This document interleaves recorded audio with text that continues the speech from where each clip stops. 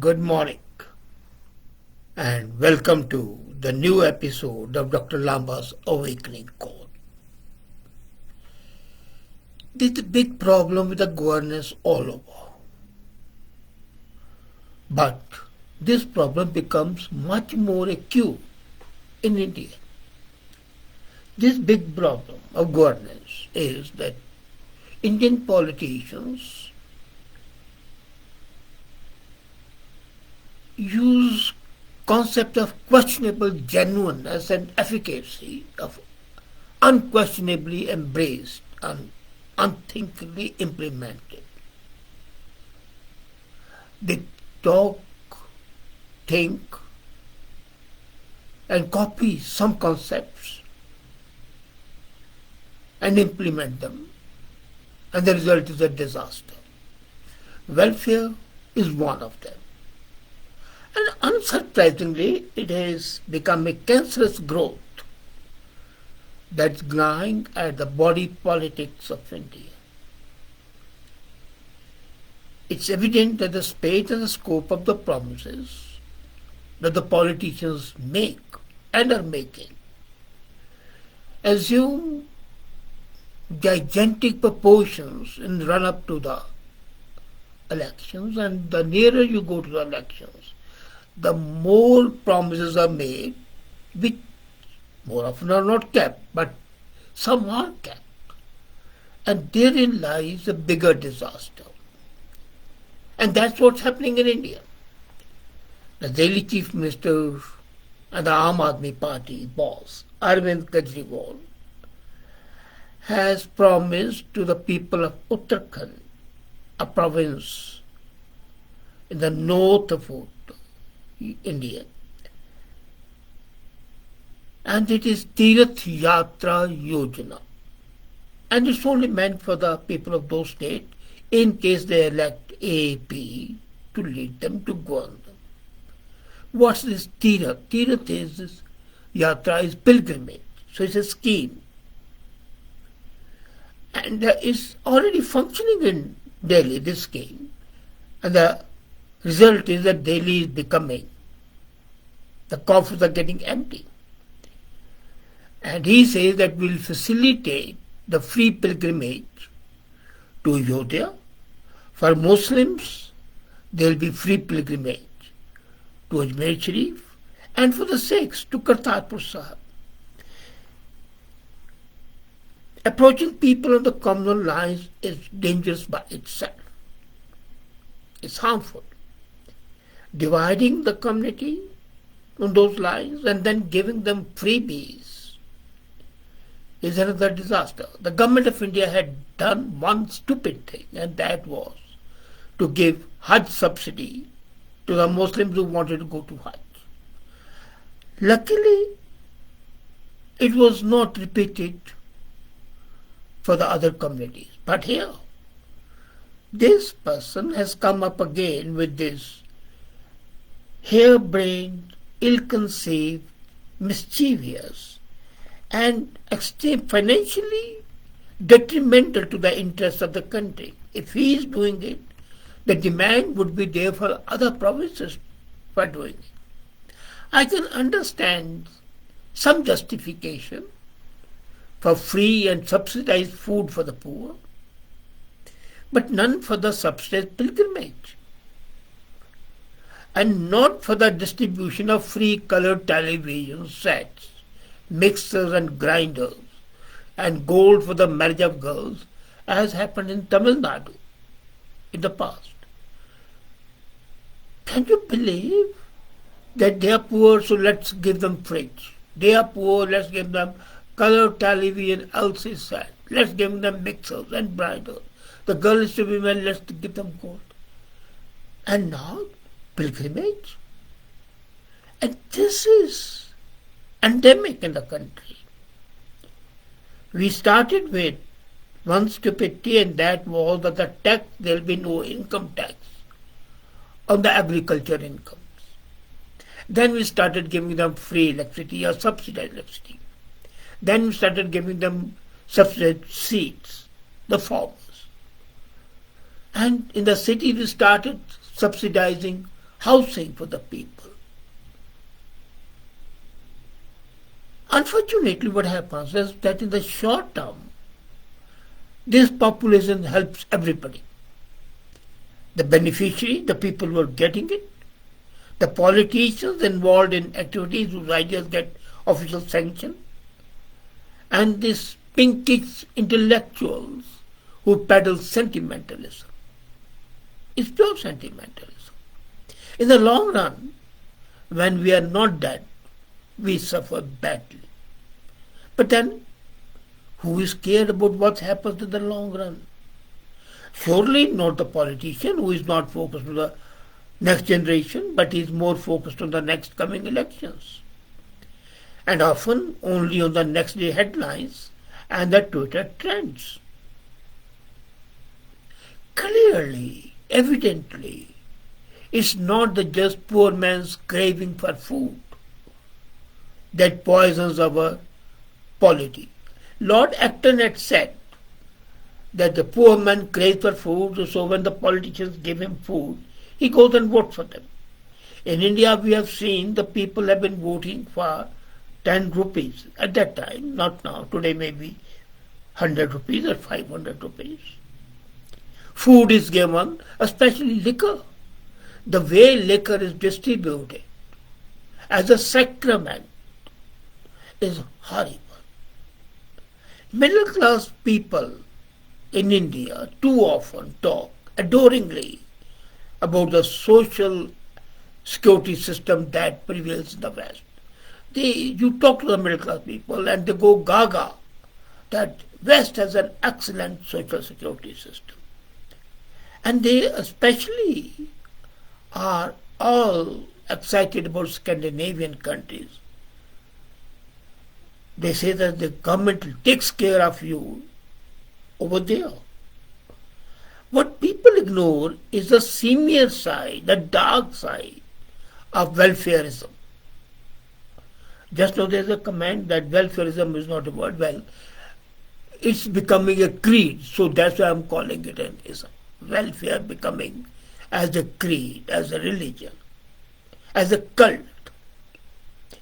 So, look at the dark side of the welfareism, which is regarded as undue state interference that accompanies it. Now, can you believe it? The old proverb was there, money makes a mayor go. The person who is giving you something is going to expect something in return. And here the money is being given to the state wants something back. You remember a few years back, an Indian couple in Norway was aghast when the Child Welfare Agency forcibly took custody of their 5.5-year-old son. And then they start cribbing. Why? Is their welfare system, you are so gaga about it, you are so proud of that, so you want to take benefit of that. And when you get the benefit, you are going to pay for that as well. If you don't adhere to the system, then your children would be taken away from you. It's a basic concept of to each according to his need, from each according to his ability. Oh, the only thing is it has gone monumentally stupid. The boy's father in that case told an Indian newspaper that the Child Welfare Department of Norway took custody of his children and they took his wife into custody and interrogated her as if interrogation is a crime. And he said that the child was taken into custody on the basis of a baseless complaint. Who should decide is it baseless or not? If it doesn't adhere to the norms of the welfare society from which you are getting the benefit, then you are going to pay for that. In 2011, another case was there. A 3-year-old child and a 1-year-old child were taken from their parents. And ultimately they got the kids back through the court intervention. It's happening in Canada. Their child CSA takes custody of the children where they feel that the child is in danger. And why not? If they are giving and paying for something, they expect you to adhere to the norms. Whatever may be the veracity of the complaints against that couple, an important point emerges from that incident. Everything has a cost. Welfarism is no exception. If you take money for going on a pilgrimage, you have to compensate the state for or the politicians for that purpose. The cost may not necessarily be economic, but it would be there. And it would be there always. Whether you know it or not, it may be hidden, it may not be very clear, but it is there. Also, if the government takes care of you, it will expect something from you. I remember the 38th President of USA, Gerald Ford, saying, a government that is big enough to give you everything is also big enough to take everything away. And that is what the people forget. That these politicians, when they promise you something, they promise you heaven, but that heaven can become hell. And they can take even children. Why not? Everything. And such empowerment of the state is not unexpected for the very concept of the welfare state. Because it's from the welfare state that such abominations emanate. It is essentially a socialistic system. And socialistic system, we know, kills human initiative. This is the point here which I have always been making. When you take a subsidy, you are a beggar. Your self-respect is being reduced. You are being reduced to the level of a mendicant beggar. Alarms are being given to you. Your dignity is being damaged. And then when you start getting things free, you become indolent, lazy, parasite. So the purpose is to make you dumb, to make you a parasite, to make you dependent, a cripple basically, a moral cripple, a spiritual cripple, an intellectual cripple, and of course, a mental cripple. Encyclopedia Britannica very correctly describes it, that as a concept of government in which state or a well-established network of social institutions play a key role in production and promotion of economic and social well-being of citizens. That is welfarism. It's based on the principle of equality of opportunity, equitable distribution of wealth, and public responsibility for those who are unable to avail themselves of the minimum provisions for a life. But unfortunately, herein lies the problem. The equitable distribution of wealth is a pink Trojan horse that wrecks capitalism, free spirit, entrepreneurship from within. Wealth is created and should belong to those who create it, not to those whom the politicians think it should belong to. But ideas, and bad ideas at that, like welfare states, have entered not just the politics and the policy framework, but also public discourse. The entry of the bad ideas are like that of Kejriwal.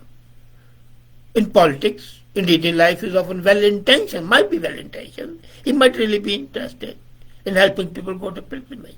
But the consequences are horrendous, extremely unpleasant. Since the political debate in India has been reduced to high decibel allegations and counter-allegations, cliches, and sanctimoniousness, bad ideas soon increase in transmissibility and virulence. And this has happened with the concept of subsidized welfare state. You saw what happened in Tamil Nadu. Food was given, that was great. And then television sets, gold ornaments, mixers, grinders. You can't imagine. And now in Delhi, in Punjab, what he has promised? $1,000 to each woman above the age of 18. He forgets that Punjab is already going bankrupt. And this money which he is promising only means a increase in corruption, because the people who are giving the $1,000 to each woman will say, well, she's getting it for nothing, why should I not have a cut in that? And the state would have a financial collapse. Same as in Uttarakhand. Not only it kills the initiative and makes a person parasitic, it also destroys the financial credibility of the government. Unfortunately, welfarism has clouded the thinking of the politicians all over the world. We have seen it in Canada, how the welfarism, especially for the refugees, has made the senior citizens feel that they should have come as refugees rather than having worked here.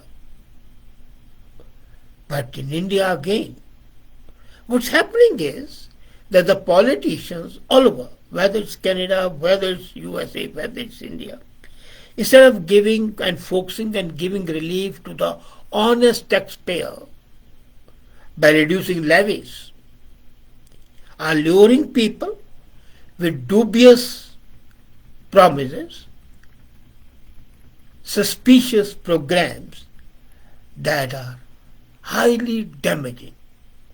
And they subsidize pilgrimages, one such promise, which should not have even entered the lexicography of the politics, but it has. Thanks to the absolutely selfish and destructive thought process of some people. Why can't the Finance Commission of India lay down some guidelines? Other Election Commission of India laid down some guidelines that such promises shall not be made. And the Finance Commission said, no, they will not be a part of the government plans. Why should the code of conduct not be made? How to make the promises and the financial implications of them have to be explained by the politicians who make those promises. And they should be asked to take the responsibility, a personal responsibility, for playing ducks and drakes with the public money. If that happens, these politicians will think twice before making such idiotic, stupid, and maybe even lunatic promises. Thank you.